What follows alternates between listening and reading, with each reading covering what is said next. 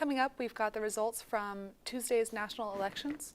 And outcomes from elections across the state of Texas. All this and more right now on Newswave.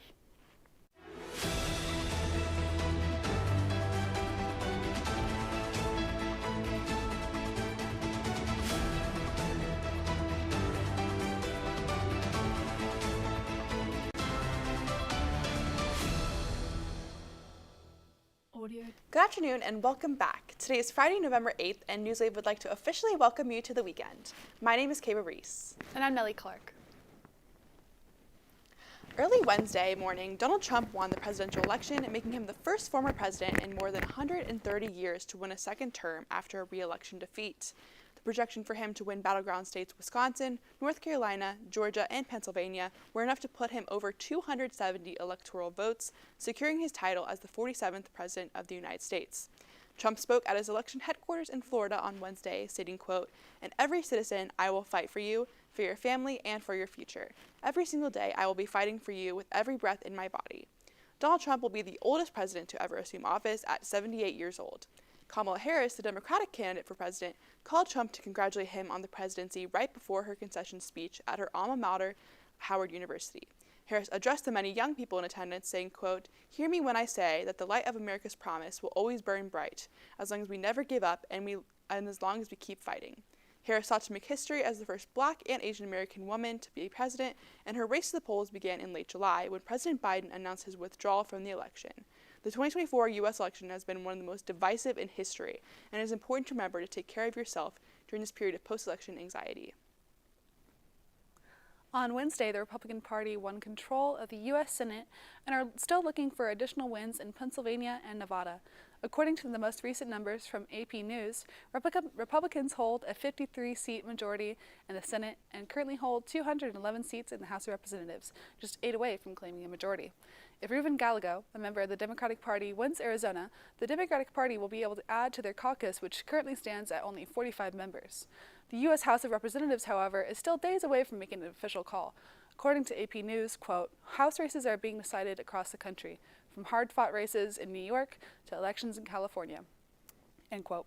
When Newswave receives the final counts for both houses of Congress, we will be sure to keep you posted. Incumbent Senator Ted Cruz was declared the winner of the Texas Senate race on Tuesday night when the Associated Press made the call at 10:39 p.m. Cruz, the Republican candidate, beat Democratic candidate U.S. Representative Colin Allred with almost a double-digit margin, helping Republicans secure control of the U.S. Senate for the first time in 4 years. According to the Associated Press, Cruz addressed supporters and non-supporters alike on Tuesday night, speaking at a watch party in Houston, quote, "Tonight the people of Texas have spoken, and their message rings clear as a bell across our great state. Texas will remain Texas.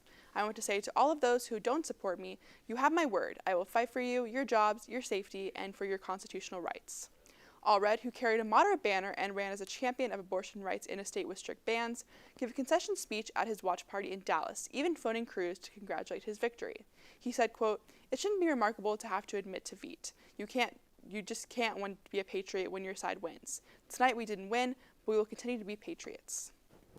Election results have also arrived for Railroad Commissioner. U.S. Representative District 25, presiding judge of the Court of Criminal Appeals and sheriff races, Republican Christy Craddock has won re-election for Railroad Commissioner. She was said, quote, "humbly and profoundly thankful that Texans elected her, winning her third 6-year term on the commission." The U.S. Representative District 25 race saw Democratic Greg Kazar re-elected for the congressional seat. In an interview with KVUE, Kazar said he says, quote, "feels responsible to bring down cost and fight for working class people, no matter the race, no matter the ideology, end quote. He also said that he is going to be running for the chairman of the Congressional Progressive Caucus. The presiding judge of the Criminal Court of Appeals will be Republican David Schneck. Schneck will be joined by Republicans Gina Parker and Lee Finley on the bench, all of whom were endorsed by Texas Attorney General Ken Paxton. The Bexar County Sheriff race resulted in Democrat Javier Salazar winning a third term. According to Texas Public Radio, he thanked his supporters and said there was still a lot to do to win against crime. Still up ahead, Trinity's Filipino Student Association celebrated Mabuhay earlier this year. And political activist Riley Gaines spoke at Trinity University. how on-campus groups protested and counter-protested the event. Stick around, Newsy will be back after this short message. Patriotism. It inspires passionate debate. It's worn like a badge of honor with good reason, because it means love and devotion for one's country. But what really makes up this country of ours? It's the people. To love America is to love all Americans. This year, patriotism shouldn't just be about pride of country. It should be about love. Love beyond age, sexuality, disability, race, religion, and other labels. Because love has no labels. Welcome back to Newswave. On October 28th, athlete and political figure Riley Gaines gave a speech at Chapman Auditorium. Gaines is known for anti-trans activism in the world of college sports, claiming that, quote, current regulations allow men to take academic and athletic scholarships away from women, end quote. The event was organized by the Young Conservatives of Texas, who tabled for the event in hopes to draw interest for the speech. However, leaders of Pride and Trinity University progressives looked to protest the speech by reserving seats that would inevitably go unfilled. Protesters also gathered outside the event with signs for advocating for transgender rights. YCT ended up working with the school to make the event first come, first serve, so the ticket count would be uncapped. After the event, YCT member Clayton Langsford said, quote, I am happy if anyone attended and learned something, or even just solidified their belief, but just listen and had an open mind. That's all you can ask. In late October, Trinity University celebrated Mabuhay with a string of performances in Laurie Auditorium, and Newswave reporters interviewed some of the event's performers and organizers. You should take a look. On Friday, October 25th, a crowd gathered in Laurie Auditorium to celebrate Mabuhay with dance acts, music, food, and friends. Each year, Trinity's Filipino Student Association directs a series of performances and dances that spotlight Filipino-American heritage. TigerTV spoke with some of this year's performers to get a better sense of what Mabuhay is all about. In Mabuhay, I am doing the fashion show representing my culture, and I'm also doing tinikling, which is a traditional Filipino dance. Mabuhay is a celebration of Filipino culture, especially Filipino-American culture. We're incorporating a lot of elements from our heritage, but also adding some modern twists to it, which is really fun. This year's celebration included a performance from Trinity's hip-hop dance group, the Looney Crew, who danced to 2 songs from the Manila-based rap group Oside Mafia, and a choreographed dance from the Trinity Prowlers, who danced to The Man Who Left Too Soon by Biba Doobie. Finally, the Trinity University Stand Band covered Olivia Rodrigo's hit song, Good For You. Some of the event's performers spoke with us about the significance of celebrating Filipino-American culture. To me, Filipino culture isn't super represented just like in the mainstream culture. Like, a lot of people don't even know where it is on a map. So to be able to see a whole big show for it is really great. I think it's really important just because like Filipino culture to me is just so important, and it's really just neat to celebrate with a bunch of other people who like understand the culture or like want to understand it. It's just really neat. This is TigerTV Newswave reporting. A cold front hit Trinity's campus late Tuesday evening. To find out if that cold weather is here to stay, Newswave's chief meteorologist Luke Morton has your weekly weather update. Take it away, Luke.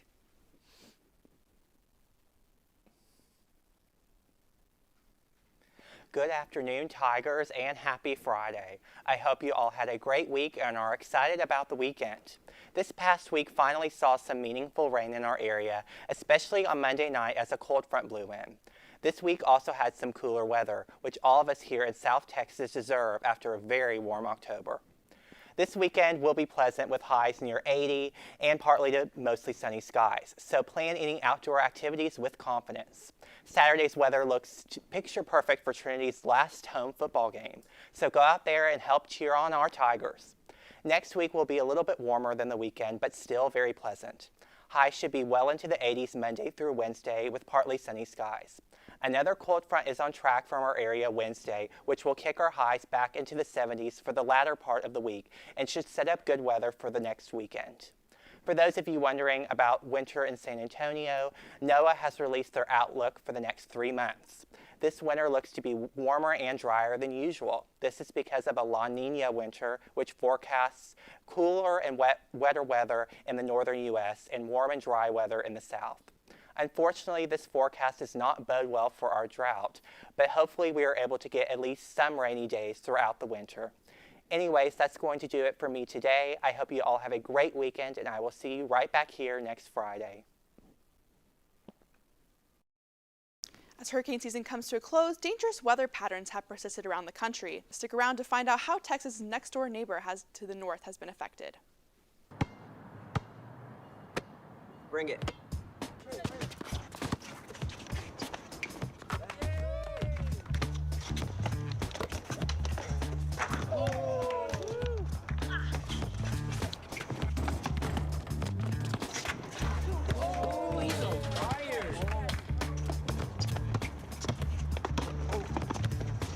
Time out, guys. I'm late to dinner. My mom's gonna kill me. Catch you guys later. Mom wants us home. Okay. Bye, guys. You guys need a ride? Sure. Yeah. All right. How about some one-on-one? I gotta go eat, man. Sorry, I'll see you later.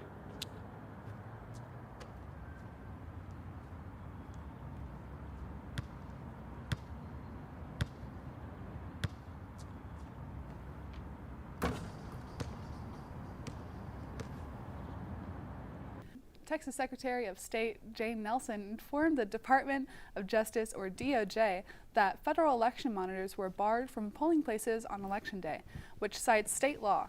This came after the DOJ announced their plans to deploy monitors in 8 Texas counties, including Bexar, Harris, and Dallas, as a part of its broader efforts to observe potential voting rights issues across 86 jurisdictions nationwide. Nelson assured that Texas has strong procedures to ensure fair elections and has stated that federal monitors are not permitted inside polling places or ballot counting centers under state regulations. The DOJ, which has routinely dispatched monitors under the Voting Rights Act of 1965, must now seek state or court approval to observe. As the semester wraps up, Trinity's fall sports teams seasons are coming to a close. For more on how Trinity is holding up and heading into the postseason, Newswave sports editor Caleb Reed has your update.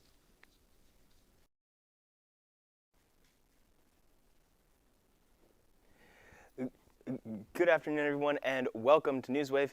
This is going to be a huge weekend for sports, so let's make sure to go ahead and get right on into it. First off, Trinity football plays their final home game of the season tomorrow on Senior Saturday, with the Trinity Tigers hosting the Southwestern University Pirates in a conference matchup. The last time that the Tigers were in town, they played one of the best games of their entire season on Alumni Weekend, with the team winning an impressive game against the Berry Vikings, pulling off a 38-35 victory in overtime. The game was back and forth all afternoon with the largest lead for either team standing at only 8 points. Trinity got after the Berry quarterback, forcing 2 fumbles as well as 3 interceptions, including a crucial pick in overtime. They were also bolstered by a huge number of breakout plays, including a 75-yard touchdown pass and catch by Tyson Hancock in the first play of the second half. Trinity won their next game against Hendricks last weekend, 26-7, and will now kick off their senior day here at 1 p.m. Trinity volleyball had a bye weekend last time out, but they will now head on the road to round out their conference schedule this weekend in Georgetown. They are currently the 1 seed in conference play after a strong senior weekend, and will hope to continue that with 3 games to end the year. They play Dallas, McMurray, and Centenary this weekend to end out the season. Men's basketball starts their basically semester-long road trip this week with games in Colorado Springs, but the women will begin their season with a home game against Mary Hardin Baylor tomorrow night at 6 p.m. Finally, soccer has their conference championship tournament this weekend on both the men's and women's side. The men come into this tournament at a number 13 national ranking with a 15-0-3 record, while the women are unranked with a 14-1-2 record. That'll be it for me. Thank you all so much for watching, and have an awesome weekend.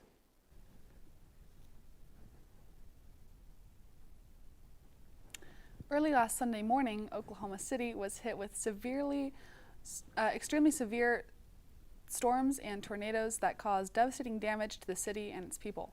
With cars getting tossed around and roofs ripped off buildings, the storm left tens of thousands of homes and businesses without power. Amongst the casualties, 11 people have been hospitalized, but fortunately the city has reported no casualties and have restored power to 24,000 homes and businesses out of the 99,000 that have lost power. Just east of Oklahoma City, firefighters and police officers went door to door Sunday morning to ask about injuries. The mayor of the town, Chad Alcox, had this to say, quote, "It leveled a complete neighborhood in Choctaw. Power lines are down everywhere. A lot of the roads are blocked, hard to get through, very large trees blocking roadways," end quote. While it appeared the city of Oklahoma had gotten through the worst of the storms, forecasters warned that residents should still expect heavy rain and possible severe weather all throughout Monday. In more national news, Grammy-winning songwriter and rapper Young Thug accepted a plea deal last week on racketeering charges in Fulton County, Georgia. Young Thug, whose real name is Jeffrey Williams, was accused by the Fulton County District Attorney's Office of conducting gang-related activities in Atlanta, including murder, armed robbery, drug dealing, and carjacking. Williams was arrested in 2022 alongside 26 co-defendants, and opening statements in the trial began in November of 2023, making this the longest criminal trial in Georgia's history. According to NBCNews.com, last Thursday, October 31st, Williams accepted a, quote, blind plea deal, which left his sentencing in the hands of Georgia Supreme Court Justice Paige Whitaker. While the DA's office sought 25 years in prison and 20 years in probation, in a stunning decision, Whitaker required no prison time, instead ordering that Young Thug serve 15 years of probation with strict conditions. Keith Adams, one of Young Thug's lawyers, said in an interview last Friday that, quote, his family wanted him to continue on, but he's a grown man and he's had the opportunity to analyze all of the options. It was not an easy decision. To wrap up, we've got headlines from across the globe. Hang out to find out how international leaders have responded to Trump's victory and how dangerous weather patterns are causing chaos in Spain. All this and more after this short break. Hate is loud. It gets clicks. It gets attention. Hate, however, is actually quite small. But love is the majority. Love fills our hearts, our lives, our everyday.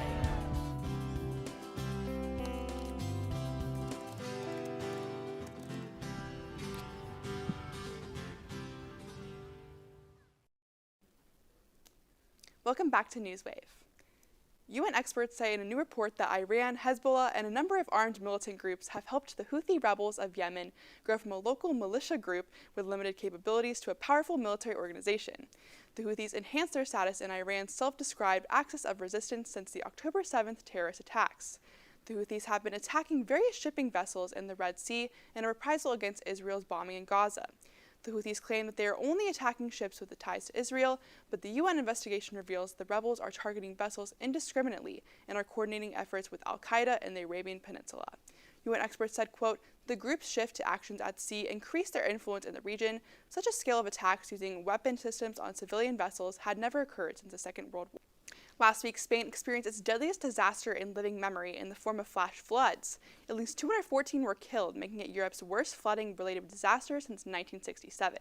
In wake of the flooding, citizens are becoming increasingly angry with the Spanish government and their crisis management. Angry residents even threw mud at the king, queen, and prime minister as they visited hard-hit areas. Al Jazeera reporter Sonia Gallego stated that, quote, the king seems to have become some sort of lightning rod for people's anger here as they look towards some form of authority trying to explain the disastrous situation here. Though 10,000 soldiers were sent to Valencia, an area extremely affected by the flooding, thousands of volunteers have also been joining in to help the recovery efforts. While the coast of Spain is used to occasional flooding, these powerful flash floods are the worst people have seen in a long time, most likely due to the rising temperature of the Mediterranean Sea. That's all the time we have for this week. Be sure to tune in next Friday, November 15th for Newswave's final broadcast before Thanksgiving break. Until then, I'm Kayra Reese. And I'm Nellie Clark. Take care of yourself and have a wonderful weekend.